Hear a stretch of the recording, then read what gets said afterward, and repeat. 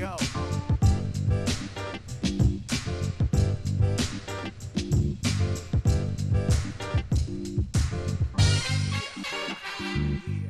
100%. Nothing personal. Word of the day for September 3rd. It's a Friday. We are getting ready for the weekend here at Nothing Personal. The word of the day is 100%. And if you're tired of hearing about vaccines, worried about the political nature of the conversation, don't turn us off. We're going to talk a little bit about what's going on in the NFL with vaccines because it has to do with 100% and which teams will never get to 100%, which teams are already at 100%, and query, is anybody actually at 100%? Bruce Arians, the coach of the defending Super Bowl champion Tampa Bay Buccaneers, was very happy to announce that the Tampa Bay Buccaneers are at 100%. Every player, they came out. Fournette came out. Brady didn't talk, though. I would think that if Brady knew that his team was at 100%, he'd come out and talk about it, but maybe he can't because of his political leanings, which is part of the problem. Wouldn't it be nice if getting vaccinated was not political? Imagine if it were totally scientifically based and not based on trying to protect your freedom of body. But in any case, the Tampa Bay Buccaneers are 100%, which means, I guess, every single player on their 53-man roster is now vaccinated. Every coach, every trainer, every front office employee. I guess Bob Boone will not be working for the Tampa Bay Buccaneers. And that's good because now, if I'm the owner of the Buccaneers, I'm demanding 100% compliance with getting vaccinated because now I have zero financial risk under the NFL protocols from Roger Goodell. 100% is such a meaningful number, not just to help society and help get rid of COVID, or at least control it so we can get back to our lives and not worry about anyone dying who we know, any grandparents or friends or young people. But it's money. And the NFL has been so clear that we are going to take money out of your pocket if you are not vaccinated. And it's not like the other leagues aren't going to do the same thing. The NHL is going to do the same thing. The NBA is going to do the same thing. MLB and its new collective bargaining agreement is going to do the same thing. Your company's going to do it. My company's going to do it. Every company's going to do it. So get ready for that. Just get ready. You can always go to Canada if you want. That's what everyone always says. I'm going to go to Canada if I'm unhappy with what happens. So I was thinking about what 100% means and what do you do as an owner if you can't get your team to 100%. And boom, I got the Indianapolis Colts on the brain. The Colts generally aren't a team that are worthy of discussion, though I love Indianapolis. I love the Colts. Who doesn't love the Colts? I was thinking about Andrew Luck as their quarterback and realized he's gone. Was thinking about Phillip Rivers as the quarterback. He's a high school coach. Realized their quarterback is the erstwhile Eagles guy, Carson Wentz. Carson Wentz, the guy who didn't win the Super Bowl with the Eagles because we were watching in Cartagena, Colombia, running the 6th of 7 straight marathons, watching Nick Foles win the Super Bowl for the Eagles because Wentz was hurt, because Wentz is always hurt. I guess he doesn't like being vaccinated against anything. Carson Wentz came out and said, I'm not getting vaccinated. This is a guy who was just on the COVID list. And the reason it caught my attention is when you hear his quote, it's precious, truly precious. He said he may not get the vaccine, but he said, quote, things could change in the next coming weeks. And it got me thinking. My brain started rolling on a Thursday late night into a Friday morning. What could change in the coming weeks? Maybe a doctor's going to come out with some sort of new information about the vaccine. Maybe there's going to be a new release of a scientific study that talks about the efficacy of a vaccine or of Pfizer, Moderna, one of them. Maybe there'll be some sort of release of information that will be learned, siphoned through by the quarterback like a playbook, and it will change how he feels. He said, who knows? Who knows where this world's going? I do. Just look at the weather. Who knows where the protocol's going, if that'll change, Carson said. This is the important part for you all to hear. I'm not going to act like I'm an expert on a vaccine or a virus. Thank you. I would like you to tell everyone that standing on a platform and yelling at the top of your lungs. The equivalent of people deciding not to get vaccinated because of their interpretation of the science or the efficacy or the long-term danger is the same as your favorite athlete hurting his elbow or shoulder or knees or toes and saying to the doctor, no, I don't want to get my UCL fixed the way you were going to do it. I am going to do it a totally different way. I'm going to fix my knee by putting twigs on it with raspberries, some strawberries, and the seeds from blackberries. I'm going to mix them up, and then I'm going to eat some magic fungi. I'm going to wait 2 weeks, and then I'm going to reevaluate. Does that sound like a good way to fix my injury? I think it does. He said the reason he's not vaccinated is a personal decision, and there's been some confusion with the audience of nothing personal. I am not here to tell you how to make your personal decisions. That's not my goal. You can do whatever you want personally. Just don't impact me. I've always had that view. Live and let live. Live and let live. I think it's live and let die, actually. That's a terrible song for this example. Or maybe it's live and let live. It's a Paul McCartney song. Live and let live. Well, that's what I want you to do. See, the Colts have this situation where players are getting COVID. Carson Wentz is coming out and saying, I'm going to reevaluate in a few weeks. They have a linebacker named Darius Leonard, a newly signed linebacker they paid a fortune to. He's unvaccinated. He's open about being unvaccinated. He said, I think that's a personal decision of mine. I'm just a down south guy. I want to see more. I want to learn more. I want to get more educated about it. I just got to think about it. Don't want to rush into it. I've got to see everything. I'm not pro-vax. I'm not anti-vax. I've got to learn. When you don't know something, you got to educate yourself more about it, figure out what it is, and then make a decision. Make sure you understand your decision and understand what's going on in your body and the long-term effects and stuff like that. I think once I get a grasp of it, just like the playbook. Do you love that? That's me talking now. I think once I get a grasp of the vaccine, just like the playbook, it's not a colon, it's a dash. You've got to get comfortable with something. You can say, okay, I'm going to put this in my body. Okay. I got a special note for you, Darius. There is nothing that will happen between today and week 17. Remember, there's 17 games now in this regular season. I've totally forgotten about that until I was looking at the over-under of the Colts, and it's 8.5. And I said, wow, the Colts are a 9-7 team. And Coca said, no, they're a 9-8 team. I said, oh, yeah. How do you have an over-under of 4 or 5 in a 17-game season? Oh, my God. As fans, you must be despondent if you're the Jets or the Giants. I think they're over under 6 and 7. Anyway, so I was looking at the Colts, thinking about their team, thinking about the people with COVID, thinking about Darius Leonard and his playbook, and thinking about what is going to change over time, how he's going to get educated, how he's going to learn more. Do you know what owners are doing for their players and their employees? They have provided doctors, neutral doctors, scientists, neutral scientists who have no dog in the hunt to explain what the vaccine is, why it was developed, what it does, how it stops you from being hospitalized and potentially dying. They are apolitical, but they are pro-living. They explain the selfishness of not getting vaccinated and what that can do to your family, to yourself, to your team. They explain the rules of the collective bargaining agreement so you understand how much money is at stake, the wins and losses that could be at stake. But there is no way to educate those who do not have their ears open. And Darius Leonard can say all he wants about wanting to learn more and see more and get more educated about it. And he is full of horse hockey. And the reason I know that is I'm a pretty educated guy, I'd like to think. Pretty well read. Spend time learning as much as I can to learn a little bit about a lot and a lot about a little.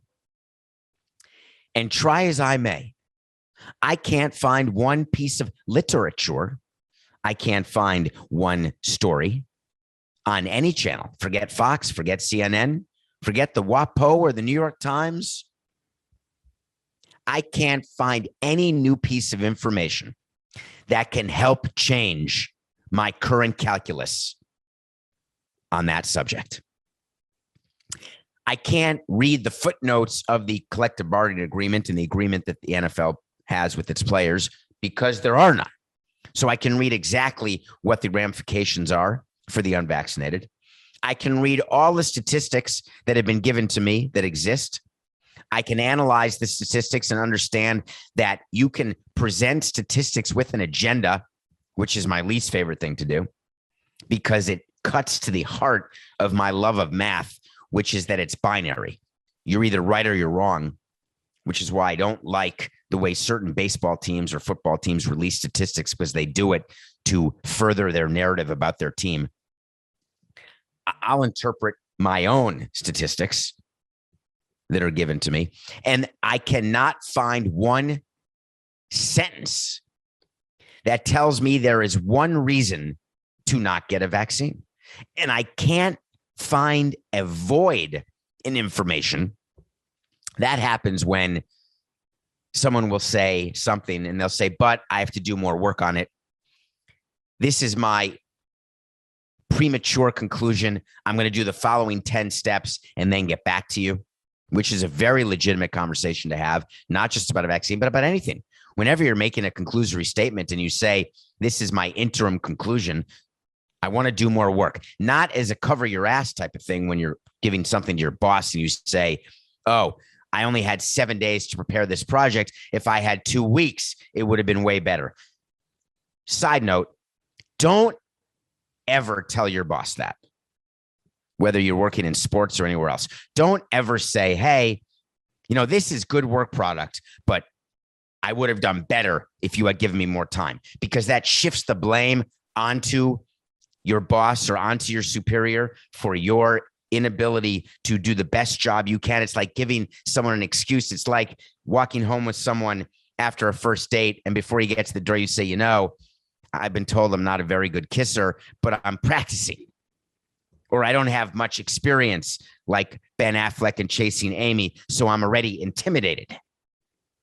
You don't do that. You go in blazing, saying, here is something that will change your life. Here is information that will make you smarter, that will educate you. I put together something that will help you be better. And that's what I've seen on the vaccine front. That's what I've seen doctors and scientists do for athletes. But for whatever reason, there is a section of society somehow that it still wants to have vax talk, but not the 100%ers. Congratulations, Tampa. Yeah. Okay. All right. Someone sent me a question that is related to something we mentioned earlier in the week that I think I just did very quickly, or I could have done it on Levitard, or I could have done it on CBS, but I think it may have been nothing personal. But here we go. You know what I want? I want to talk to Samson. So you want to talk to Samson. That's a segment we do almost every day on Nothing Personal. If you're new to the show, and judging by the numbers, many of you are. So thank you.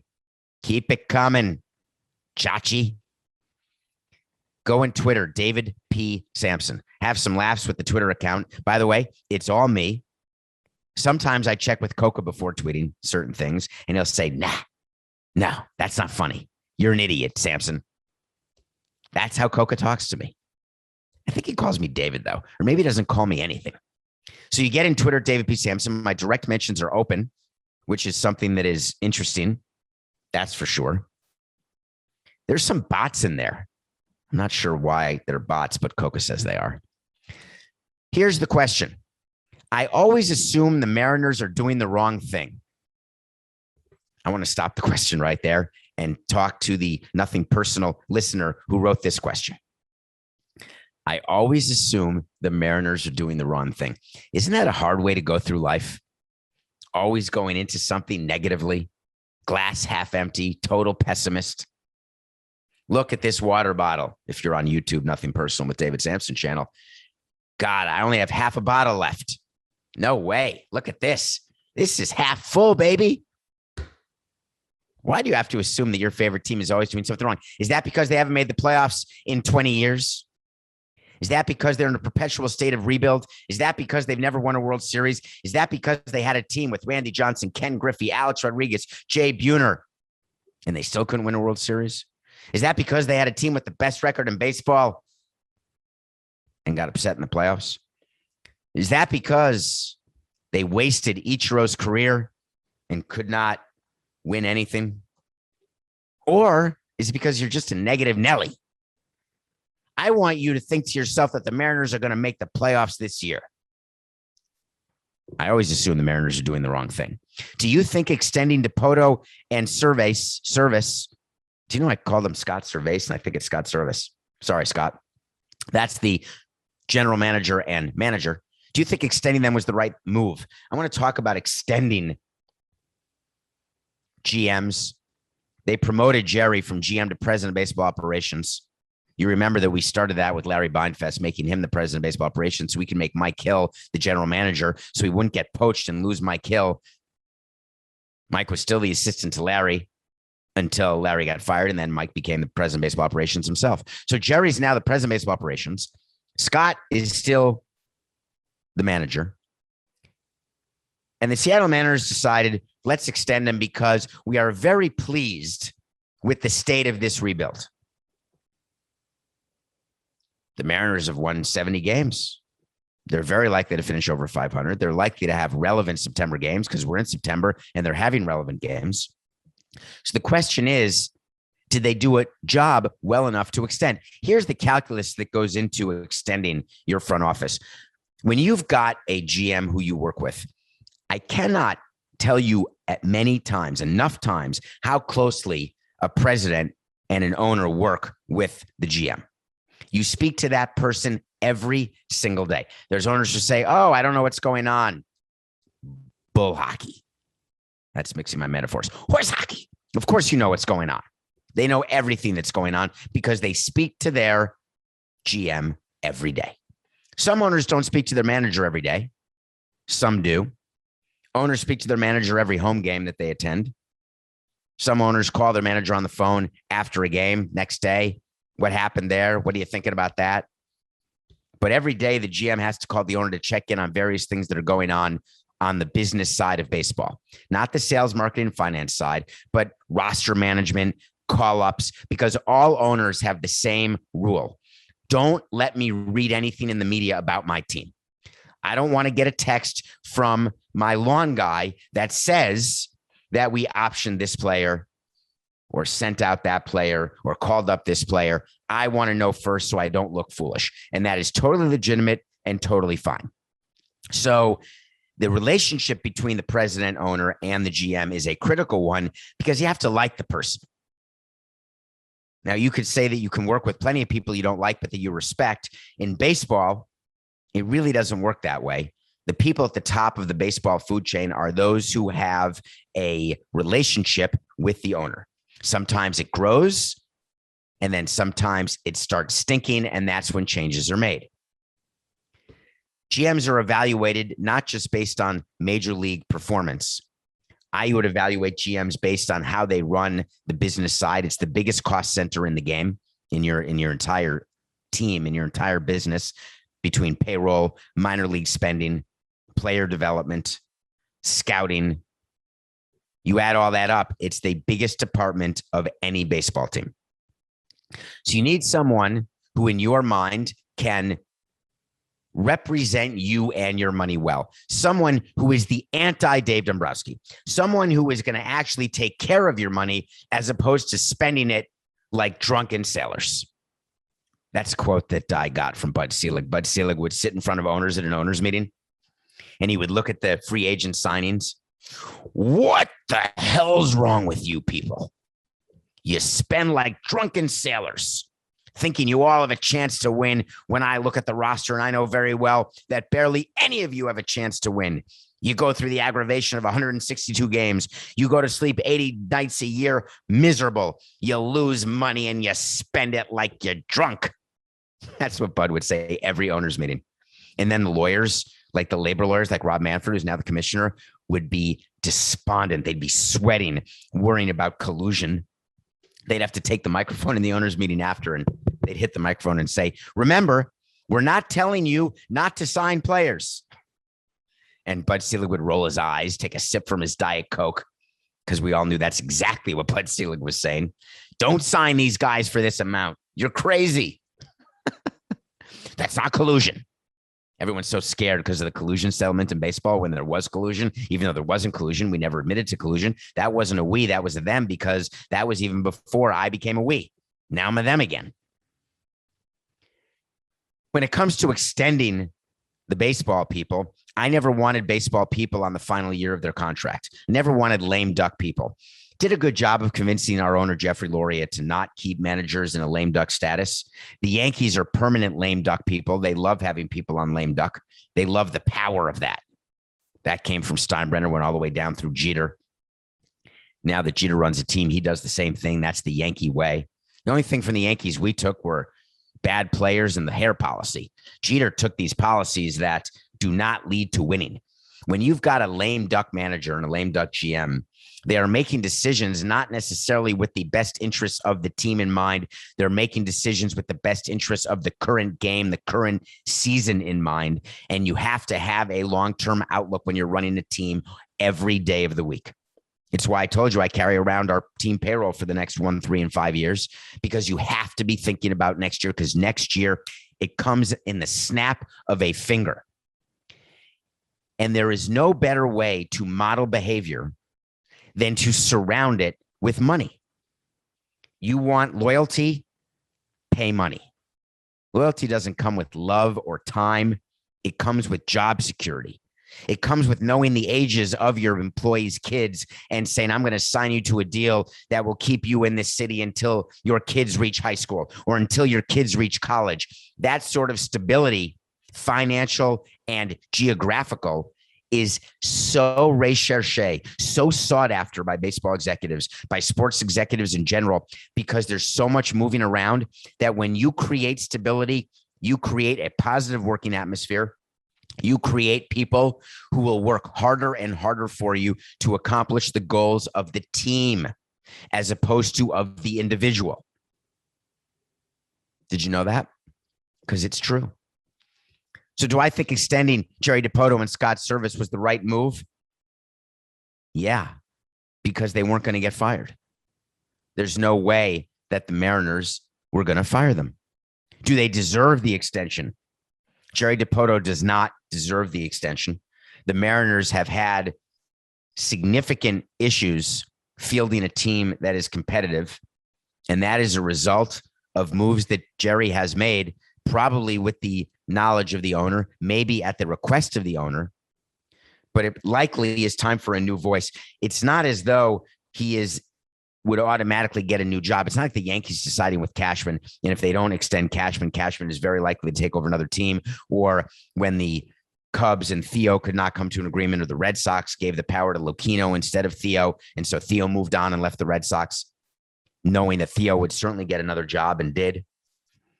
I'm not sure Jerry Dipoto would get another job, but what I am sure of is if you're not going to fire your top baseball people, then extend them. All right, we're going to take a break. We're going to come back. I watched a movie with Adam Driver and Marion Cotillard that blew my mind. And of course, we're going to give you an update, because there will not be a show without me saying Metropolitan. We'll be right back. Welcome back to Nothing Personal. My name is David Samson. How you doing? Thank you for rating, reviewing, following, subscribing, all the things you do to keep Nothing Personal afloat, to keep that revenue coming in, to keep those downloads going, and to help Coca get blackout shades. We are about 10,000 downloads per episode away. We can do that. I mean, that's the way we're growing, no problem. But when we get 10,000 more than we currently have, I have promised Coca he will get blackout shades, because the guy complains to me every morning. Oh my God, it's so light. Oh my God, I can't sleep. Oh my God, my shades stink. I've got a solution for that, Matthew. By the way, before we get to the review, I hope people remember that Coca's going to Europe. He's never been to Europe. Nothing personal is sending him to Europe. If you're listening to this, please speak to your friends. Speak to people at work. If you know someone who wants to go to Europe, London and Paris, on a trip, 3 days in London, 3 days in Paris, you're going to fly over. You're going to have a great time in London, take the Channel to Paris. That's the train under the English Channel, the Channel. That stands for, I guess, choo-choo and tunnel. They put them together like in the electric company. I don't know if you watch that with Morgan Freeman. Friend. Coca's looking for a travel partner. He's taking all applications on his Twitter account, in his DMs, at Matthew Coca CBS. There will be interviews. They will be conducted by me and Matthew. So make sure you get into his Twitter or my Twitter. I don't know why I'm talking about Europe. So I watched a movie. We watch a movie every day, a new movie on Amazon called Annette. I never heard of a musical group called the Sparks. It is directed by, written by, and has the music of this group, the Sparks, and its members. It's a movie starring Adam Driver as a comedian, but he's a comedian who is dark. I want to say he makes Bo Burnham look like the life of the party. He has a relationship with an opera singer, a soprano named Marion Cotillard. And it is a movie that is strange. It's a rock opera. Don't let that turn you off, please. If you've never watched Tommy, then don't talk to me. It is a movie that could involve some sort of magic mushrooms during the writing, directing, and filming of it. It's a movie that could involve some sort of other mind-altering substances, because you watch this movie and its colors and its music and its script and the way it's shot, and it is an orgasm of shapes, colors, sizes, and thoughts in your head, an overindulgence of your senses. And I loved it. It is 141 minutes of total insanity with your jaw wide open thinking, holy crap, can these guys make a movie? Now, there are people who are not reviewing this well. Doesn't matter. Trust me on this. Give this movie a chance, but go in with the glass half full. Go in with the view that you're taking a trip. Even if you don't like taking special trips, pretend that you're taking a trip or a journey. And 141 minutes later, you're going to get into my Twitter and you're going to say, wow. So there's a journey going on right now. That's just terrible. What's it called when you go from one thing to another? I'm not thinking of the word. Oh, last show, I couldn't think of a word. And now I can't think of the word that I couldn't think of, but you guys gave it to me. Chronicle. Val Kilmer chronicled his life. That's the word I couldn't think of. Now I can't think of the word that's used when you go from one story to the next. Transition. Coca talks to me about transitions every day. You got to make good transitions. They have to be smooth. All right, here's a smooth transition. Zack Scott, the GM of the New York Mets, has been put on administrative leave. That's what the Mets decided to do. That's just what they said. Maybe one day I'll understand that people do listen to Nothing Personal. They pay attention to what we say they're going to do, and then they do it. What took them a full day to do it? We can talk about another time. Sandy Alderson has decided, I'm going to run the baseball side. Here's a surprise to all of you Mets fans out there. Scott Riley, that's you. Coca, that's you. Sandy Alderson has been running the baseball side the entire time. Zack Scott has been the figurehead, the acting GM. They didn't even make him. They didn't take the acting title away when they promoted Sandy Alderson's son to assistant general manager. Sandy Alderson's son is the second most powerful person in the baseball organization. The first being Sandy, the second being his son. And I'm all for nepotism. I'm all for fathers and sons working together. What I'm not all for is lying about the title and the role. If you want to work with your son, do it, but own up to it and give your son the title.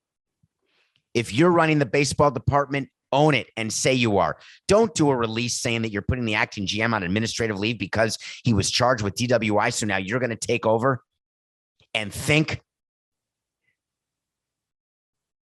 that you're fooling us, that you're tricking us, that you're peeing on our leg and telling us it's raining. That's such a crazy expression. Who would pee on someone's leg and say, hey, it's raining on your leg? It's raining men. Hallelujah. It's raining pee. It's such a ridiculous expression. Don't ever use that.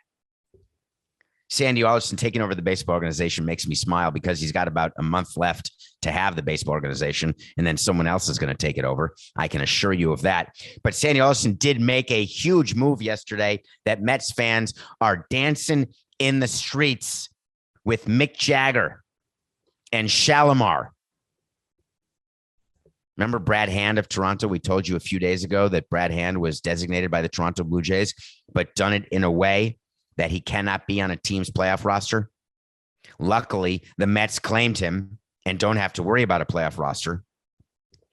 Maybe someone will explain to Steve Cohen the following.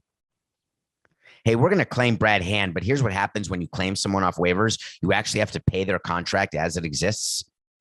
So by claiming Brad Hand, we're going to pay him about $1.9 million for the month of September for a team that we're going to tell you has a chance to catch the Phillies and catch the Braves, but they really don't. But we'd like you to just increase your payroll by $1.9 million. And Steve Cohen says, I'm rich. I'm good. Keep making decisions like that, Steve. And Mets fans are going to not be happy with you because you're going to have to cut payroll eventually because you're burning money. And this is not about Brad Hand.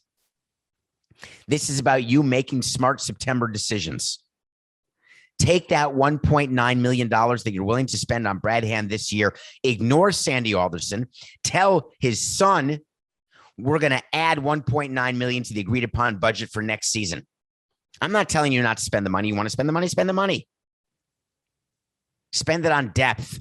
Spend it on pitching for next year, not on 1 month of Brad Hand for this year. And this is not personal about Brad Hand. This is about money management, payroll management. Just wait, MLB is going to have a thing to say about Zack Scott as well. I don't think it's going to much matter. Remember what MLB did to their last GM? His name was Porter. He's suspended through, I think, the 22 season for lascivious activities, prurient interests. So much baseball, bad suspensions about this stuff. Players doing these things, executives doing these things. Sandy Alderson is the architect of Mickey Callaway, Jared Porter, and Zack Scott. If Sandy Alderson actually made those decisions, we know he made the Callaway decision. We don't know whether he made the Porter and Scott decision. Those are Theo's guys. And I know all you Mets fans want Theo. And I know that I told you that the Mets are going to get Theo because Steve is going to offer him a king's ransom and a little piece of the pie. Theo's going to say yes. There was an article yesterday that said Theo's going to be very choosy with his next job. He's very happy working in the commissioner's office and very happy working with his private equity concern. And I smiled. That's just negotiating 202. You always say you're happy where you are, and then you plan your move elsewhere. You wait for the most desperate team in the biggest market. You wait to make the triumvirate of bringing a World Series to the Red Sox, the Cubs, and then the New York Mets. Holy shnikes. When you've got the ego to be the best of all time, Hall of Fame history, and you get an opportunity to do it and an ownership piece of an ever-increasing asset, you take it so fast your head will spin. Believe you me, Sandy's in his last month running the Mets, even if he didn't hire Scott and Porter. I don't like doubling down during gambling. I really don't. We doubled down on the Rays over the Red Sox last night, and the Rays got shut out 4-0. We're back to 17 games over 500. Someone actually tweeted at me, Coca, And CBS used to keep track of this, and I don't think we do, saying that in addition to our record of 110-93 and nothing personal picks of the day, what's the money? Are we up money? Or are we down money? Because if the Rays were favored, let's say minus 145, that means we lost 14.5 cents or $1.45 or $145. And if the Rays had won, we'd only win 100. So how many times do we lose 100 or lose 140? And if we add it up, I will bet you dollars to donuts that we are up money. And there are enough people out there who may check that. Do you know, I forgot to tell you this, Matt. Do you remember on a previous show when I said I didn't know what my record was in all my years in baseball? I had several people. Several is more than 2 and under a score. That's not the real definition of several, but that's my definition of several. More than 2 and fewer than 20 people contacted me who calculated my record in Major League Baseball. I knew I had won 1,000 games and lost 1,000 games, and it turns out I'm right. I'm under 500. I think I won around 1,400 games and lost about 1,600 games, but someone did the math. Someone could do the math on the nothing personal pick of the day. We're 110-93. I've got 3 picks for you. You know, tonight I'm looking at the Nats and the Mets. The Nats are horrific. They're fighting with the Marlins for last place. The Nats, who did the purge at the trade deadline. But the reason I'm taking the Nats is Rich Hill is going for the Mets. And Rich Hill is not exactly Cy Young. Ooh, I'm 1378 and 1536. Ugh. Yeah, but that's including one World Series, right? I have one World Series. That's good. The playoffs, we went 3-1 and then 4-3. So that's 7-4. And then we went 4-2. So that's 11-6. So that's my playoff record, 11-6. I wonder if 1378 and 1536 includes the 11-6 playoff run. However, winning a ring. What do you think of me now, Seattle? So I'm taking the Nats over the Mets on Friday because Rich Hill has been the trade deadline acquisition from hell because you don't trade for guys who played for Tampa. Saturday, I'm going to watch college football. It's college time. Coco would know that from his Cover 3 show that he loves so much. Well, I'm a Hurricanes fan. I'm not an Alabaman. I don't like Alabama. Alabama's favored by only 19.5 points over Manny Diaz. People who say my doppelganger, the son of the former mayor who did the deal for the stadium with me when he was the city mayor. His son is now the head coach of the Miami Hurricanes. I've got Alabama 19.5 over the Hurricanes. People in Miami, and it's total, not recency bias, it's total heart bias, think that the Hurricanes can cover that. I think Alabama could win this game 47-10. Alabama 19.5 over the Hurricanes. And then we go to Sunday's game. While we were sleeping, the Milwaukee Brewers are 30 games over 500. The Milwaukee Brewers, who have not been to the World Series since 1982, when they lost to the St. Louis Cardinals, when Darryl Porter was the MVP of the World Series. That's 21 and 18 is 39 years. There's 30 teams of baseball. The odds are you go to the World Series once every 30 years. That's sort of the odds, assuming all else is equal, like a feather and a penny falling from the top of the Empire State Building will land at the same time in a total wind tunnel without any outside forces. So once out of every 30 years, the Brewers are 39 deep. The Brewers have 0 World Series rings in their franchise history. 0. They have the same number as the Rays, the same number as the Rockies, the same number as the Mariners. 0. But God, are they good this year? They're playing the Cardinals, and the Cardinals have their thought and their sights on the playoffs. The Brewers are just a better team. They've got Burns going against Lester. Lester, the former Cub. Lester, who is mediocre with a capital M, nothing like he used to be, not even close. The Brewers are a slam dunk over the Cardinals on Sunday. So to repeat, we have Nats over Mets, Alabama, the Alabama OMG, the Alabama Crimson Tide over the Miami Hurricanes, and the Milwaukee Brewers over the St. Louis Cardinals. You have a good weekend. Okay. I got to address a topic right now because word came out yesterday. Do you remember that Major League Baseball players and owners are negotiating a collective bargaining agreement? Their CBA runs out in 2021, December 1st of this year. I'm on record saying there's going to be a lockout. I don't think any games will be missed. There could be a shortened season next year, but it'll be a full enough season with playoffs. There won't be a World Series missed like 1994, 95. I promise you that. But right now, they're at a very critical part as we head into these next few months. Because right now, proposals are being given back and forth, and then proposals are being leaked, and then I get to comment on them. So one of the leaks had that $100 million salary floor, which I addressed in full on a previous episode. Coca can tell you which one if you tweet him. But part of that financial proposal also included the following two things that just came out, and they fascinated me. We've had so much talk here on Nothing Personal about arbitration. Arbitration is for players who have been in your organization on your 40-man roster for more than 3 years and fewer than 6 years. When you're on the team for more than 6 years, you become a free agent. When you're on the team for under 3 years, the team gets to decide what your salary is as long as it's above the agreed upon and negotiated salary minimum. But those interim 3 years, from years 3 to 6, it's called arbitration.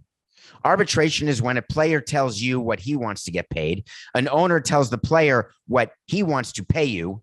And if you don't agree, you go into a room with 3 blind mice and you give your number. The player gives his number, and then the arbitrators decide which to choose. They can't choose the middle. They choose either the player or the team.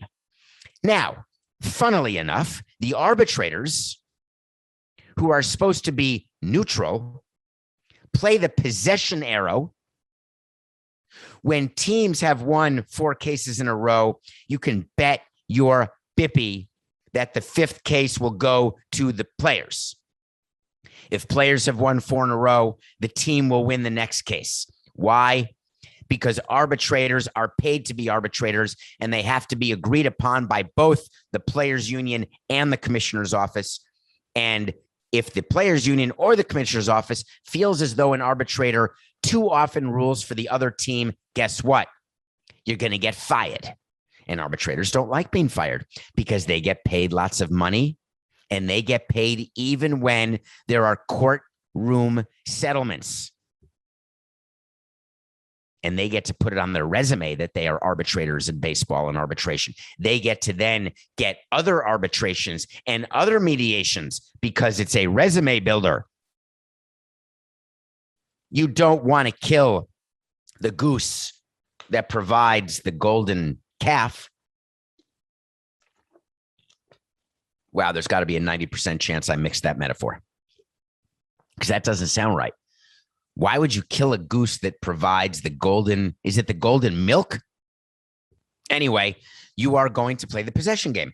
The problem I had going into arbitration, I went to arbitration all the time because I had no problem telling a player how bad he was. Players had no problem telling me how good they were. And I was honest with our players when we were going to take them into the room. Many owners are afraid to take players into the room. They don't want to say anything negative about their players, and agents know this. We started the file to go philosophy, which is once players submit a number and once owners submit a number, there is no more negotiating. You go into a room, you don't settle. There's a filing date during the arbitration process where you have to disclose to the other side what your number is going to be. You can negotiate up until that point. After that, we're going to the room. But so many owners don't want to go into the room because for whatever reason, they think players are going to be so sad. Players aren't going to want to sign with you long-term because that's what agents tell you. Don't you go into the room with my player. Don't you do that. Don't you tell my player how bad he is. He's going to have his feelings hurt. I've been in arbitration with some famous players. Famous. Guess how many of them had their feelings hurt? 0. It's part of the game. Go ask Cody Ross or Dan Ugla or Miguel Cabrera or Kevin Gregg. I got a million of them. So what players and owners are talking about is eliminating arbitration. Owners want to give players a pool of $1 billion, come up with a formula, and apply that formula to every arbitration eligible player, and then there'll be an assigned salary for that player. Brilliant.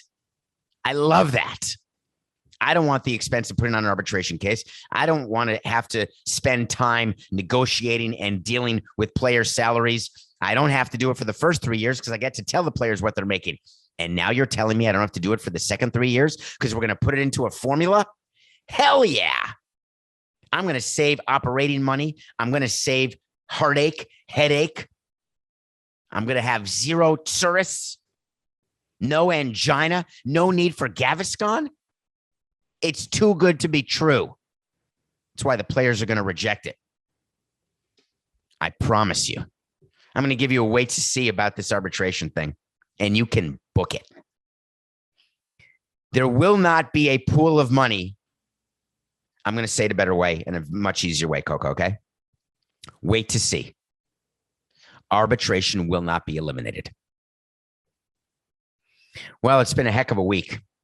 So much going on. Cannot wait for what next week brings because we'll be here, including on Labor Day. Labor Day means you work. There will be a show Monday because on Labor Day, it's not a vacation day. It's a work day. Have a safe, good weekend. And remember, it's just business. This is nothing personal.